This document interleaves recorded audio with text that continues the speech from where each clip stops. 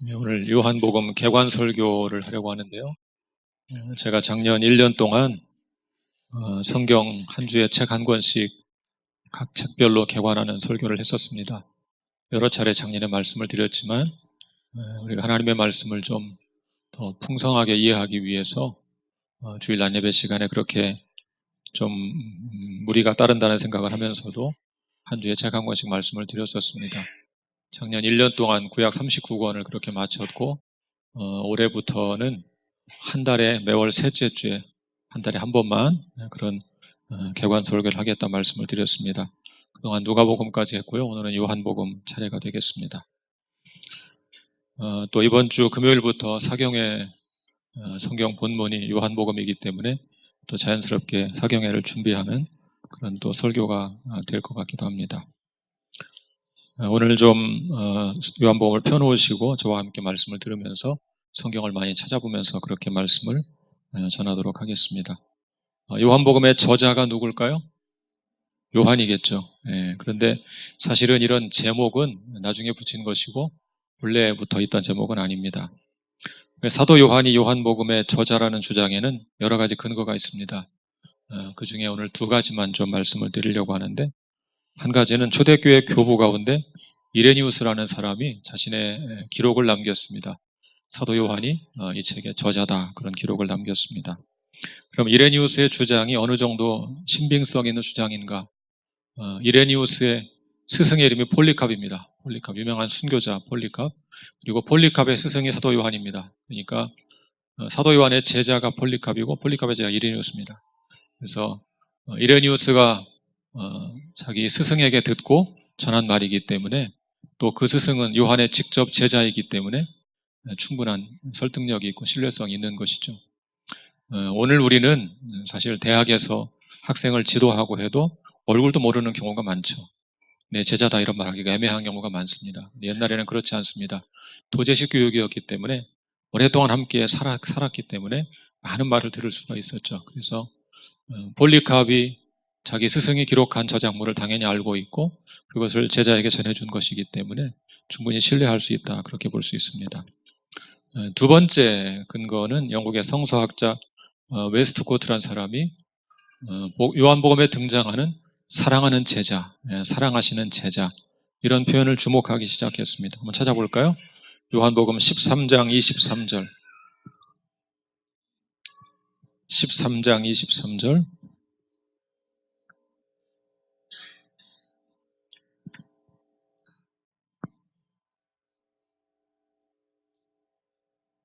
같이 읽겠습니다. 시작. 예수의 제자 중 하나 곧 그가 사랑하시는 자가 예수의 품에 의지하여 누웠는지라. 그가 사랑하시는 자, 이런 표현이 나오죠. 또 19장 26절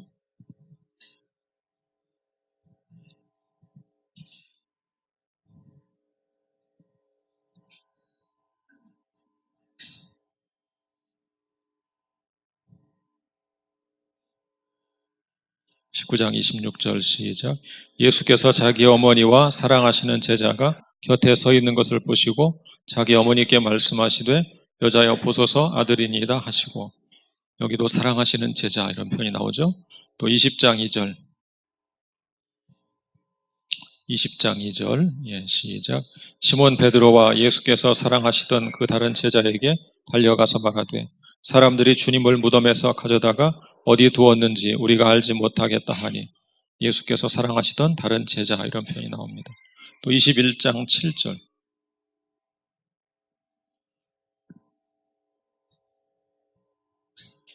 21장 7절 시작. 예수께서 사랑하시는 그 제자가 베드로에게 이르되 주님이시라 하니, 시몬 베드로가 벗고 있다가 주님이라 하는 말을 듣고 겉옷을 두른 후에 바다로 뛰어내리더라. 사랑하시는 그 제자 또 나오죠. 또 21장 20절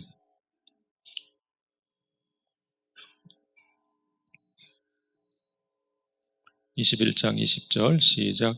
베드로가 돌이켜 예수께서 사랑하시는 그 제자가 따르는 것을 보니 그는 만찬석에서 예수의 품에 의지하여 주님 주님을 파는 자가 누구오니까 묻던 자더라.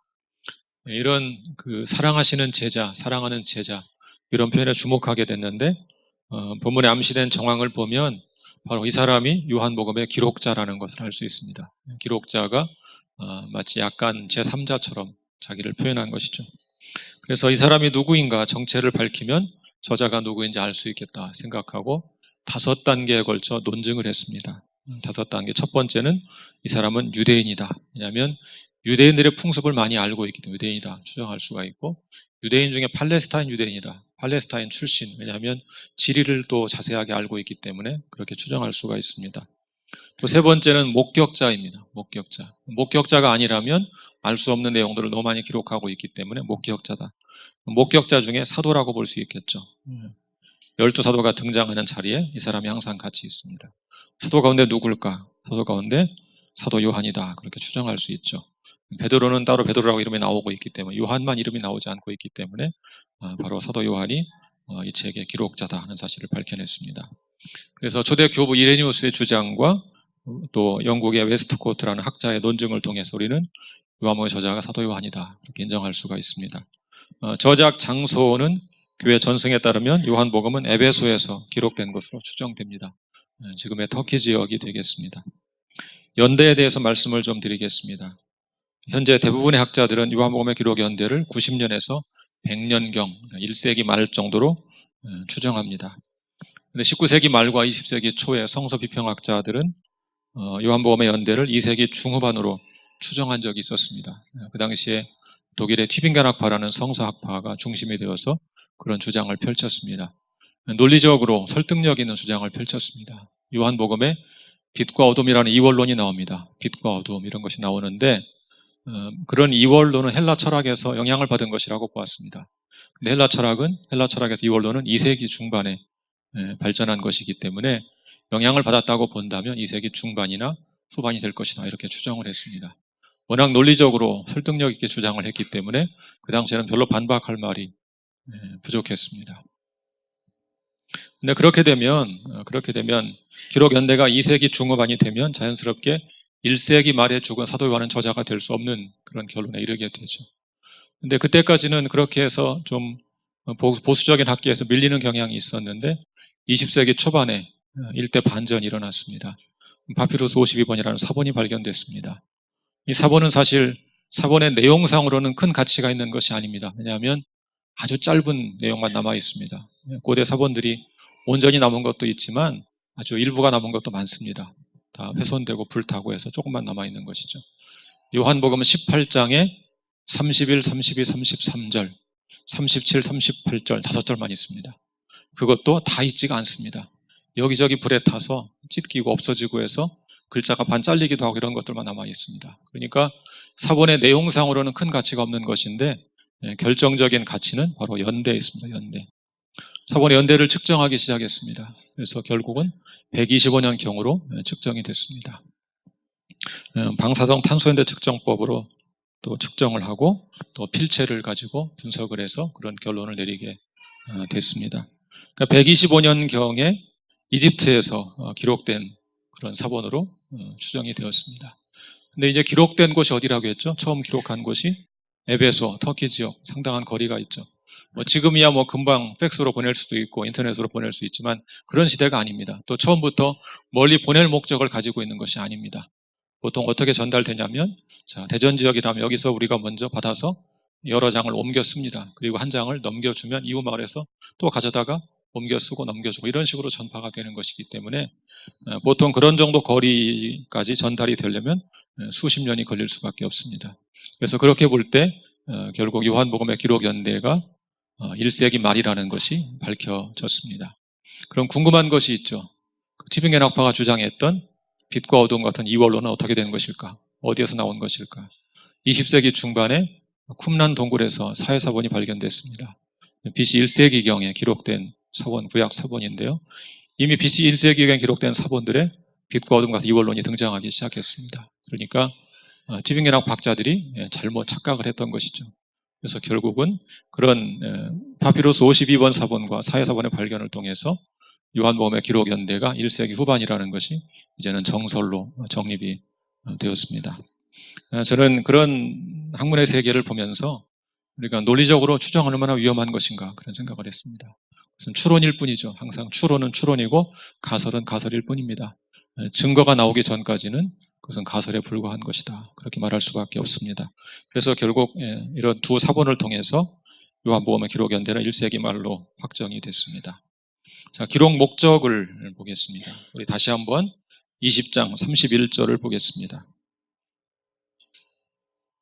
20장 31절. 시작. 오직 이것을 기록함은 너희로 예수께서 하나님의 아들 그리스도이심을 믿게 하려 하며 또 너희로 믿고 그 이름을 힘입어 생명을 얻게 하려 함이니라. 두 가지 목적이 있죠.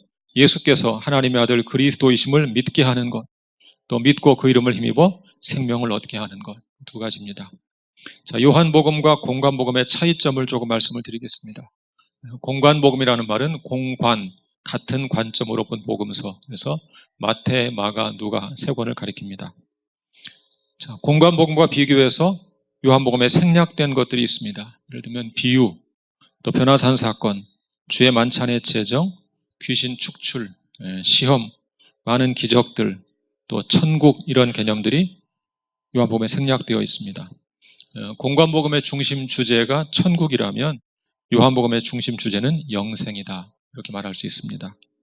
또 요한복음에만 나오는 것도 있습니다. 예를 들면 2장의 가나 혼인잔치, 3장의 니고데모 이야기, 4장의 사마리아 여인의 이야기, 이런 것들이 요한복음에만 기록되어 있습니다. 또 공관복음서에는 갈릴리 예루살렘 여행이 한 번만 기록되어 있는데 요한복음은 반복적으로 여행하는 것으로 기록이 되어 있습니다. 또 나사로의 부활도 요한복음에만 기록이 되어 있습니다. 공관복음서에서는 성전 청결 사건이 계기가 되어 종교 지도자들이 예수님을 죽이기로 결의했다면 요한복음에서는 나사로의 부활이 계기가 되었습니다. 또 동일하게 등장하는 주제이지만 서로 다른 관점으로 다루는 것들도 있습니다. 예를 들면 성전 청결 사건 같은 것입니다. 공관복음서에서 성전 청결 사건은 타락한 유대교를 심판하는 의미를 담고 있었습니다. 요한복음에서는 성전된 자신의 육체의 부활을 가리키는 것으로 그렇게 소개되고 있습니다. 또 성령을 주시는 때도 요한복음에서는 부활 후 다락방에서 예수께서 성령을 받으라 말씀하시는 것으로 기록되어 있고, 공관복음은 직접 다루지 않고 사도행전에서 오순절날 임한 것으로 기록되어 있습니다. 또 메시아라는 호칭을 사용한 것도 요한복음은 처음부터 사용하고 공관복음은 가이사랴 빌립보 사건 때부터 사용합니다. 가이사랴 빌립보 사건이란 베드로가 예수님을 향해서 주님은 그리스도이십니다 고백했던 사건을 가리킵니다. 또 연대기적인 차이가 있는데요. 성전 청결 사건은 요한복음은 처음에 다루고 공관복음은 끝부분에서 다루고 있습니다. 또 예수님의 공생의 기간, 사역의 기간도 요한복음은 3년 정도, 공관복음은 1년 정도만 기록하고 있습니다. 또 기술 방식도 차이가 있는데요. 요한복음에서 예수님은 주로 담화, 대화 방식으로 말씀을 가르치셨고, 공관복음서에서 예수님은 주로 비유로 가르치셨습니다. 자, 이런 차이점들은 1차적으로 관점의 차이에서 비롯된 것입니다. 요한복음이 예수님의 신성을 부각시키는 것을 보고 한때 비평학자들은 요한복음의 역사성을 의심하기도 했습니다. 그렇지만 최근에 학자들은 오히려 요한복음의 역사성을 높이 더 평가하고 있다는 것을 밝혀내고 있습니다. 예를 들면 예수님의 공생애가 3년이라는 근거도 요한복음에서만 발견할 수 있습니다. 또 그 외 요한복음은 어떤 사건을 기록할 때 시간에 대한 정보, 또 지리적인 정보를 상세하게 담고 있습니다. 그러므로 요한복음이 신성을 강조한다는 이유로 역사성을 의심하는 것은 합리적인 추론은 아닙니다. 요한복음과 공관복음의 차이는 관점의 차이일 뿐이지 역사성의 문제라고 보기는 어렵습니다. 요한복음의 신학적 위치를 생각해 보겠습니다. 첫째로 전통적으로 요한복음은 기독교 역사상 가장 영향력 있는 복음서였습니다. 예를 들면 초창기 초대교회 기독론을 확립하는 역할을 했습니다. 기독론이라는 말은 기독은 그리스도를 한문으로 번역한 것이 기독입니다. 그래서 그리스도론, 그리스도에 대한 어떤 신학을 말하는 것인데, 이 기독론 형성에 결정적인 영향을 미쳤습니다. 왜냐하면 예수님께서 자신이 누구라고 밝힌 말씀들이 많이 있기 때문에 그것을 통해서 기독론이 형성되었습니다. 또 한 가지 중요한 신학적 입장인 삼위일체론 형성에도 결정적인 영향을 미쳤습니다. 성부와 성자의 관계를 많이 말씀하셨고, 또 성자인 자신과 성령의 관계를 많이 말씀하셨습니다. 그런 말씀들을 통해서 삼위일체론이 잘 형성되었습니다. 또 기독교 입문자들의 필독서로 요한복음이 여겨지고 있습니다. 저희가 대학생 때 캠퍼스에서는 대체로 요한복음을 많이 공부했습니다. 기독교 신앙을 배우려는 사람들에게 요한복음을 가르쳐서 전도하곤 했었습니다. 또 깊은 영성이 담긴 경전 안에 경전이다 이런 말을 씁니다. 요한복음은 사실 좀 어려운 느낌이 있습니다. 1장을 딱 펼치면 굉장히 심오하고 신비롭죠. 태초에 말씀이 계시니라 이런 말씀으로 시작합니다. 근데 재미있는 것은 헬라어 성경으로 보시면 제일 쉬운 헬라어가 요한복음입니다. 헬라어를 처음 공부하고 원전을 처음 읽을 때 처음 대하는 책이 요한복음, 요한일서 이런 책입니다. 그만큼 쉬운 언어를 가지고 깊은 신학을 담고 있는 책이 요한복음입니다. 경전 안에 경전, 그래서 성경 전체를 함축하는 책이다 이런 표현을 씁니다. 예를 들면 요한복음 3장 16절 암송하실 수 있으신가요? 암송해 볼까요? 시작. 하나님이 세상을 이처럼 사랑하사 독생자를 주셨으니 이는 그를 믿는 자마다 멸망하지 않고 영생을 얻게 하려 하심이니라. 이런 말씀들은 성경 전체를 한 절로 압축한 말씀이다 이런 평가를 받고 있죠. 또 18세기 이후 그런데 역사 비평이 등장하면서 역사적 예술을 찾기 위한 자료로서의 가치를 상실하기 시작했습니다. 이게 무슨 말이냐면 학자들은 이런 생각을 했습니다. 복음서에는 역사적인 예수에 대한 기록 자체도 있지만 그것에 대한 신학적인 해석도 있다. 그러니까 우리가 역사적 예수를 찾으려면 신학적 해석은 좀 배제하고 나머지 사실적인 기록만으로 찾아보자 이런 주장을 하기 시작했습니다. 그래서 역사적 예수를 찾는 노력을 기울이기 시작했는데 그런 관점으로 요한복음 보니까 요한복음 신학적 해석 너무 많습니다. 신성에 대한 것이 많고 신학적 해석이 많이 있으니까 그런 가치를 좀 존중하지 않는 분위기가 생겼었습니다. 그렇지만 이런 태도 아까 말씀을 드린 것처럼 어떤 편견에 따른 것이다 그렇게 볼 수 있죠. 왜냐하면 신학적 해석이 많다는 것이 곧 역사적인 기록이 아니다 이렇게 말할 수는 없는 것입니다. 여전히 공간복음의 신학 또 바울 신학과 함께 요한 신학은 신약 성서의 3대 신학으로 자리를 잡고 있습니다. 또 요한복음은 그런 요한 신학 핵심을 잘 보여주는 그런 복음서라고 볼 수 있습니다. 자, 주제 한번 같이 읽어볼까요? 주제. 시작. 부활하신 그리스도 안에서 발견되는 영원한 생명. 그것이 주제입니다. 그 다음 구조. 요한복음의 구조는 아주 쉽습니다. 신약 성경 전체를 통틀어서 외우기 가장 쉬운 구조를 가지고 있습니다. 1장 1절부터 18절은 서론, 21장은 결론 두 가지를 빼면 전반부는 표적의 책, 후반부는 영광의 책 이렇게 둘로 나눕니다. 표적의 책, 영광의 책. 표적이라는 말은 영어로 sign이라는 말인데 기적 중에서도 예수님이 어떤 분이신가를 가르쳐줄 목적을 가지고 베풀어진 기적들을 주로 가리킵니다. 자, 그것을 표적이라고 합니다. 그래서 7가지 표적을 통해서 예수님이 어떤 분인지를 잘 우리에게 보여줍니다. 아래쪽에 7가지 표적이 나와 있죠. 또 두 번째는 영광의 책입니다. 영광의 책이라는 말은 예수님의 순환과 부활을 통해서 예수님의 영광을 우리에게 보여주는 그런 책이라는 뜻입니다. 자, 그렇게 표적의 책과 영광의 책 둘로 나눌 수 있고요. 7가지 표적을 한번 보겠습니다. 자, 첫 번째는 가나 혼인잔치에서 물로 포도주를 만드신 사건. 두 번째는 왕의 신하의 아들의 치유. 세 번째는 38년 된 병자를 고치신 사건. 네 번째 오병이어의 기적. 다섯 번째 무리를 걸으신 일. 여섯 번째 시각장애인의 치유. 일곱 번째 죽은 나사로를 살리신 사건. 자, 표적이 쭉 진행되고 맨 마지막 표적이 뭡니까? 죽은 나사로를 살린 사건이죠. 그것은 무엇을 암시하는 것이겠어요? 예수 그리스도의 부활을 암시하는 그런 방식으로 표적이 전개가 됩니다.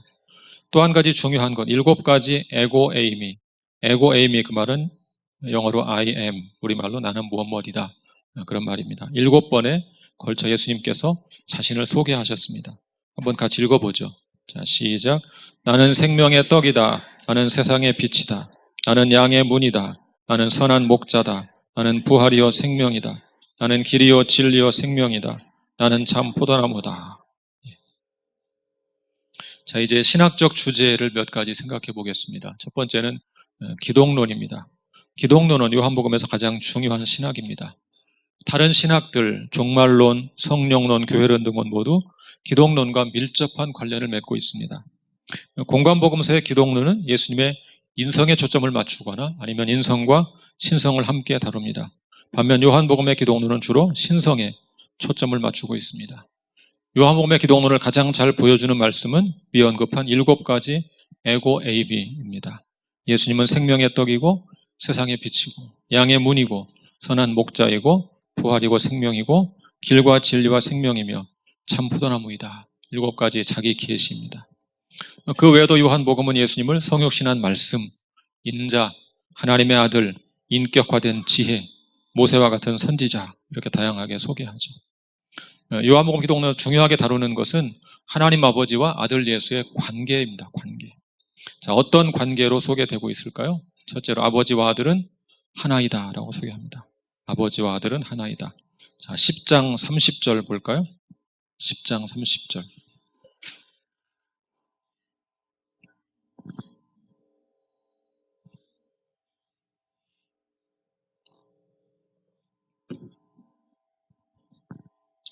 10장 30절. 예, 시작. 나와 아버지는 하나이니라 하신대. 또 17장으로 가보죠. 17장 20절부터 23절. 17장 20절부터 23절. 같이 읽을까요? 시작. 내가 비옵는 것은 이 사람들만 위함이 아니요 또 그들의 말로 말미암아 나를 믿는 사람들도 위함이니 아버지여 아버지께서 내 안에 내가 아버지 안에 있는 것 같이 그들도 다 하나가 되어 우리 안에 있게 하사 세상으로 아버지께서 나를 보내신 것을 믿게 하옵소서. 내게 주신 영광을 내가 그들에게 주었사오니 이는 우리가 하나가 된 것 같이 그들도 하나가 되게 하려 함이니이다. 곧 내가 그들 안에 있고 아버지께서 내 안에 계시어 그들로 온전함을 이루어 하나가 되게 하려 함은 아버지께서 나를 보내신 것과 또 나를 사랑하심 같이 그들도 사랑하신 것을 세상으로 알게 하려 함이로소이다. 예, 반복적으로 아버지와 내가 하나라는 것을 강조하고 있죠. 자, 두 번째는 아버지께서 아들을 보내셨다는 것입니다. 4장 34절로 가보죠. 4장 34절.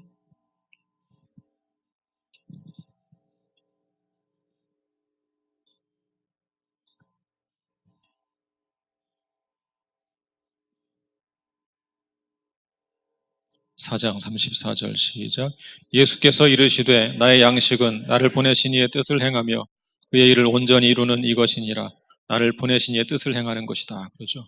또 5장 30절로 가보죠.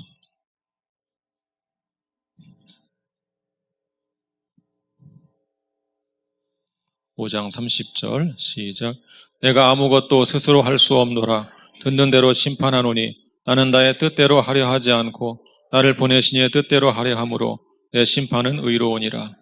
아버지께서 아들을 보내셨다라고 반복적으로 진술합니다. 자, 두 번째 신학적 주제는 종말론인데요. 공관복음의 주제가 하나님의 나라라면 요한복음의 주제는 영생이라고 할 수 있습니다. 공관복음의 하나님의 나라는 주로 종말론적 축복에 초점을 맞추고 있습니다. 우리 누가복음 한번 찾아볼까요? 누가복음 10장 25절. 누가복음 10장 25절.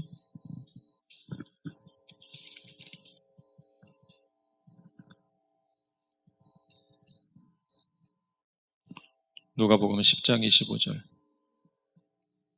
예, 시작. 어떤 율법교사가 일어나 예수를 시험하여 이르되 선생님 내가 무엇을 하여 영생을 얻으리이까? 여기 영생이라는 것은 종말에 완성될 축복을 가리키죠. 종말에 얻을 영생. 그런 관점을 갖고 있습니다. 반면 요한복음의 강조점은 이 땅에서 그 영생을 맛볼 수 있다 하는 것입니다. 요한복음 10장 10절을 보겠습니다. 요한복음 10장 10절.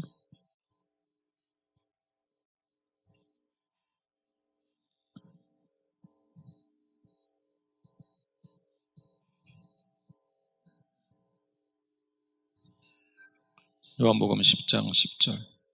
예, 시작. 도둑이 오는 것은 도둑질하고 죽이고 멸망시키려는 것뿐이요 내가 온 것은 양으로 생명을 얻게 하고 더 풍성히 얻게 하려는 것이라. 양으로 생명을 얻게 하고 더 풍성히 얻게 하려는 것이다. 어디에서요? 지금 이곳에서부터. 그것이 요한복음의 강조점입니다. 자, 또 영생을 경험한 신자는 이 땅에서 하나님의 자녀가 됩니다. 요한복음 1장 12절도 암송할 수 있을까요? 예, 시작. 영접하는 자, 곧 그 이름을 믿는 자들에게는 하나님의 자녀가 되는 권세를 주셨으니. 예. 자, 그런 특권을 현세에서 누릴 수 있다는 것이 요한복음의 강조점입니다. 그래서 요한복음의 종말론을 실현된 종말론이라고 부르는 실현된 종말론. 지금 이곳에서부터 실현되기 시작했다는 것입니다. 요한복음은 신약의 어떤 책보다도 구원의 현재성에 더욱 초점을 맞추고 있습니다. 요한에게 종말은 지금부터 경험할 수 있는 것이다. 그렇게 말할 수 있습니다. 세 번째 주제는 성령론입니다. 요한복음의 실현된 종말론은 성령론과 밀접한 관련을 맺고 있습니다. 우리가 실현된 종말을 누리려면 성령을 체험해야만 합니다. 왜냐하면 성령님은 우리 예배 가운데 현존하시는 분이고 우리를 거듭나게 하시는 분이고 또 우리를 기름을 부으셔서 가르치시는 분이기 때문에 그렇습니다. 복음서 가운데, 사복음서 가운데 유일하게 요한복음만 성령 강림 사건을 기록합니다. 우리 20장 22절을 한번 펴보죠. 20장 22절.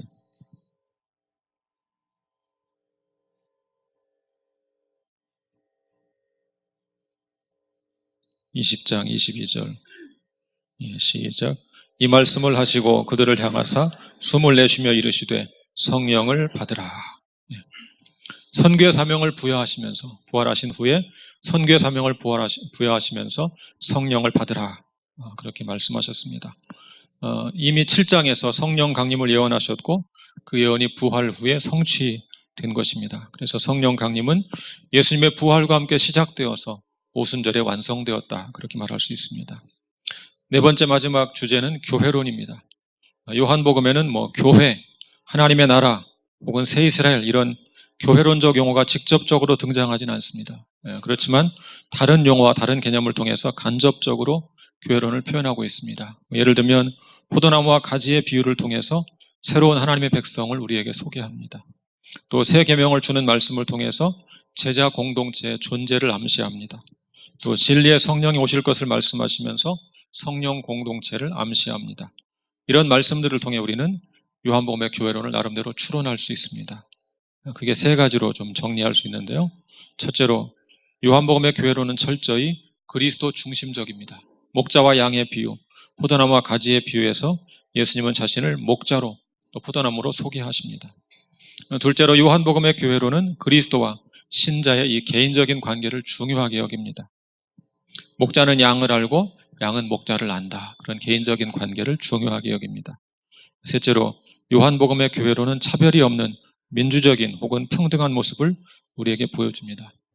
요한복음에서 제자들, 12제자는 사도라고 표현되지 않습니다. 어떤 특권층으로 묘사되지 않습니다. 또 요한복음에는 많은 여인들이 매우 중요한 역할을 한 것으로 나타납니다. 사마리아 여인, 막달라 마리아, 마르다와 마리아 자매, 예수님의 어머니 등이 대표적으로 다른 제자들 못지않게 많은 활동을 한 것으로 그렇게 기록이 되어 있습니다. 자, 마지막으로 요한복음에 주는 메시지를 좀 생각해 보겠습니다. 오늘 우리에게 주시는 메시지. 첫째로 예수 그리스도와 친밀한 관계를 맺으라는 것입니다. 우리 10장 14절 한번 보죠. 10장 14절. 10장 14절. 같이 읽습니다. 시작. 나는 선한 목자라. 나는 내 양을 알고 양도 나를 아는 것이. 또 15장 10절.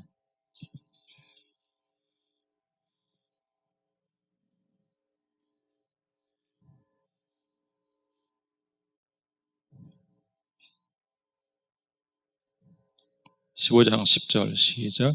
내가 아버지의 계명을 지켜 그의 사랑 안에 거하는 것 같이 너희도 내 계명을 지키면 내 사랑 안에 거하리라. 요한복음에서 예수님은 한 사람 한 사람 개인과 친밀한 관계를 맺는 모습으로 나타나고 있습니다. 예를 들면 자신에게 비판적이었던 바리새파 소속 공회의원 니고데모를 만나서 깊은 대화를 나눕니다. 또 유대인들이 차별했던 사마리아 여인을 만나서 또 개인적으로 깊은 대화를 나누십니다. 예수님은 또한 목자와 양의 비유, 포도나무와 가지의 비유 등을 통해서 주님과 우리의 관계에 대해 중요한 메시지를 전하셨습니다. 목자는 양을 알고 양은 목자를 압니다. 목자이신 예수님은 양의 무리를 알고 있는 것이 아니고 집단적으로 알고 있는 것이 아니고 한 마리 한 마리 개별적으로 다 알고 있다고 소개하고 있습니다. 자, 그렇다면 이런 친밀한 관계를 맺으려면 어떻게 해야겠습니까? 요한복음 15장에 나오는 포도나무와 가지의 비유에서 예수님은 가지가 포도나무에 붙어 있어야 한다. 그렇게 말씀하고 있죠. 예수님께서 아버지의 계명을 지켜 그의 사랑 안에 거하는 것처럼 우리도 예수님의 계명을 지키면 그의 사랑 안에 거하게 될 것이라고 말씀하셨습니다. 그러므로 조용한 시간에 말씀을 묵상하실 때마다 하나님의 말씀을 나를 지극히 사랑하시는 우리 주님의 나를 향한 사랑의 음성으로 들어야 합니다. 그렇게 말씀을 듣고 순종하는 삶을 통해 우리는 주님과 친밀한 개인적 관계를 맺을 수 있습니다. 두 번째 메시지는 그리스도를 중심으로 한 사랑의 공동체를 이루라는 것입니다. 13장 34, 35절을 보겠습니다. 13장 34, 35절.